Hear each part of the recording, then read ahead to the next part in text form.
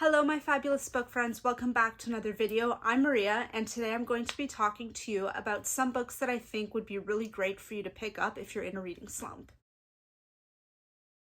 Okay, so the way that we're going to do this is that I have books, clearly. I have them separated by genre with a bonus book rec, so we will be doing mystery thriller, fiction, and then romance, the bonus book rec being in romance, of course. I know that's very limited amount of books, but you know, when you're in a reading slump, you're trying to figure out what to read, I think the less options you have, the better it might be for you. However, if none of these catch your eye, just leave a comment below. Of course, I am always open to recommending more books because that's what I'm here for. All right, I wanted to start with the fiction books because I loved these books. Of course. So the first book, of course, is The Guncle by Stephen Rowley. Really, any book that Stephen Rowley writes is like a great book to read if you're in a reading slump. The Guncle just happens to be his most recent one, which is why I'm recommending it. This book is about gay Uncle Patrick, or Gup, as his nieces and nephews so affectionately refer to him as.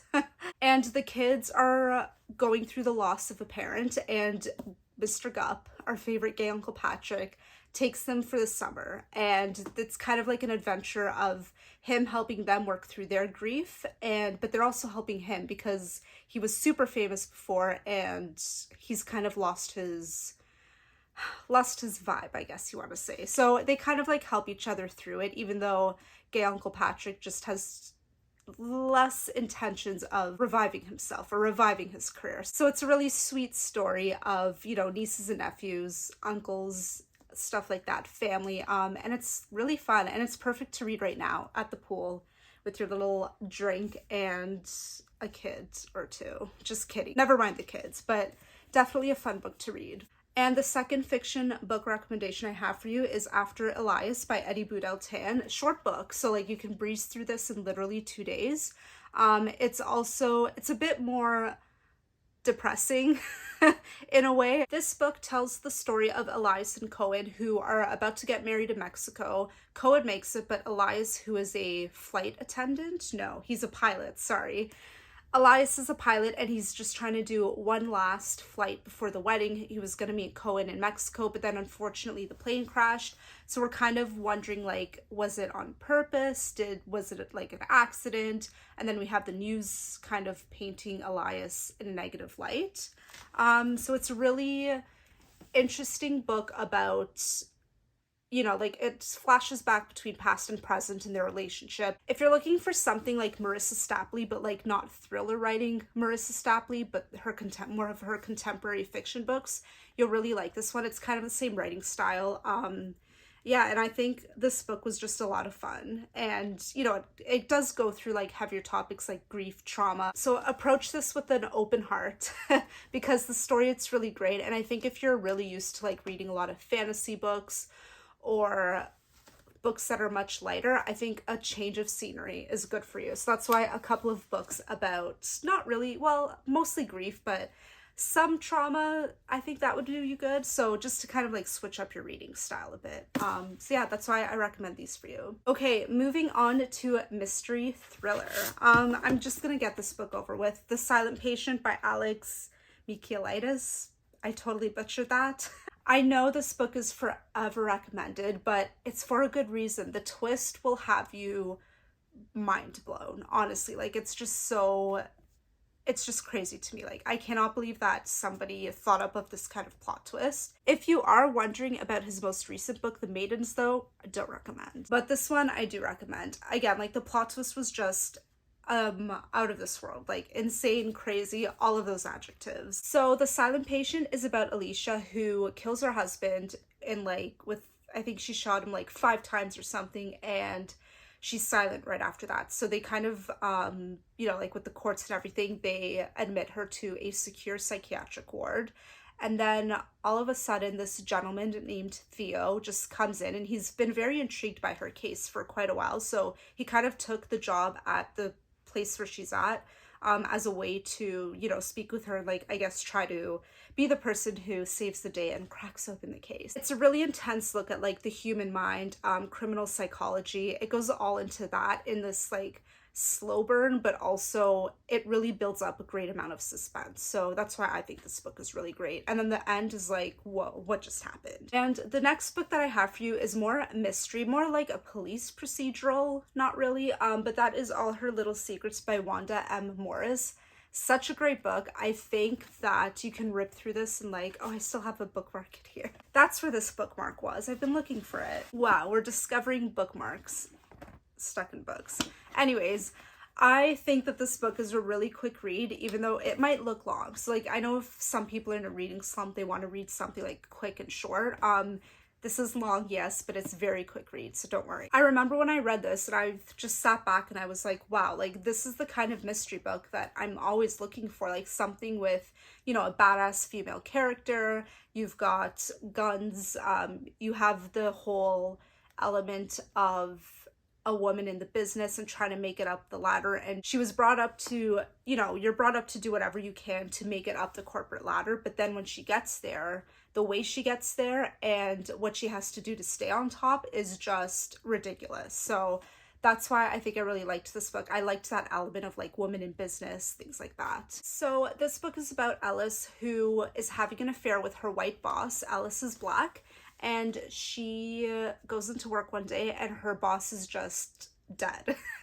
Dead in his office. She left him like that because she was terrified, rightfully so. Like, I totally don't blame her for leaving him there. So then of course she's promoted into his job, and she, you know, as she's working the job, she realizes what shady dealings that this company is handling and all that stuff. So it's really great. I did just realize though that this says a fast-paced debut thriller. So I thought it was more mystery-like, but I mean, they're classifying it as a thriller, so I don't know. To me, it's more mystery, but you should definitely read this to figure it out for yourself. All right, so the next round of book recommendations with the extra book rec is romance. So I know romance is not something you might pick up if you're in a reading slump, but this is the genre I pick up when I want something like more fast-paced, not fast-paced, but like something that I can just rip through in like 2-3 days, and then I'm back to my regular reading schedule. So definitely don't discount the genre, especially if you find a book that you like. You know what like how you have certain things that you want in a book? You can definitely find that in any genre, whether it be romance, fantasy, fiction, nonfiction, anything like that. So there's a book for everyone, is what I'm saying. So my first two recommendations, I will go with this one first. If the Shoe Fits by Julie Murphy. It's a Cinderella retelling. It's also about a woman, of course, clearly, who is on a bachelorette style show, and she just kind of like falls into it because her family's already rich and everything. But anyways, so she's in the show, and, you know, they're fighting for whatever the bachelorette stuff happens. It's got that TV element to it and the whole, like, retelling of the Cinderella, so I think this is a really fun book. It was such a short, again, another short read that you can just rip through. I'm finding things in books today, apparently. This is a Once Upon a Book Club box pick, so that's why there's just random stuff in this book. And the cover's really pretty, and I think that there's a new book in this series by Jasmine Gilroy, so I have nothing but high expectations for that when I do read it. So yeah, go check this one out if you need something more Disney-like, or Disney-esque, I guess. And my second final book rec is The Sweetest Remedy by Jane Igiharo. This is a rom-com. If you're looking for something with more laughs in it, this is definitely the book. So this book is about Hannah, who travels back to Nigeria for her father's funeral, who she's never really met before. I mean, like, she's met him a few times, but they never really interacted with each other. But she has this huge, extravagant rich family, I should also say, that she kind of knew about, but like she never really met. So she's meeting everyone for the first time, and of course, like, there's an inheritance involved, and people get annoyed with her that she's come out of nowhere, even though she genuinely she doesn't care about the money. She just wants to meet her family and kind of make those connections, because growing up biracial in America, I believe, it doesn't say here, it's gotta be America, if not, it's Canada, one of them. Growing up biracial, like, she's obviously in touch with her mom's side of the family. She's never really explored her Nigerian side or the family or the culture, the food or anything like that. Definitely a really nice and fun, lighthearted read. Of course, there's love. Not so spicy, so if that's not your thing, if you're not looking for spice or anything like that, then I do recommend this one. However, if you are looking for something a little spicier, you should totally pick up Jane's debut novel, Ties That Tether. This book is disgustingly dirty, but that's fine. Heads up with this one though, it is the surprise pregnancy trope involved. So I know that's a huge no for a lot of people, so, you know, heads up on that.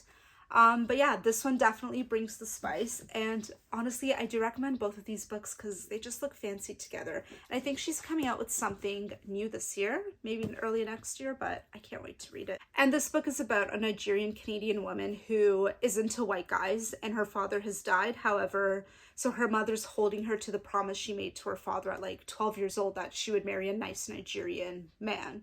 Obviously that's not possible, that's not who she falls in love with.